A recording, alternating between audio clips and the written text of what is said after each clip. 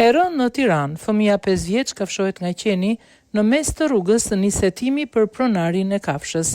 Një fëmijë 5 vjeç përfundoi në spital pasi u kafshua nga qeni i pronarit të një banese pak pasi voglushi kishte hyrë në obor.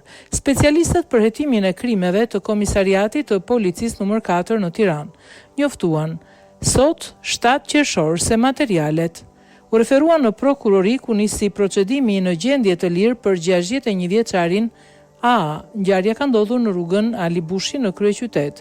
Kafsha e Tiqen ka kafshuar një të mitur 5 vjeç, i cili kishte hyrë në oborin e banesës së 61 vjeçarit. Aktualisht 5 vjeçari ndodhet në spital nën kujdesin e mjekëve, njoftoi policia për detajet e para të ngjarjes.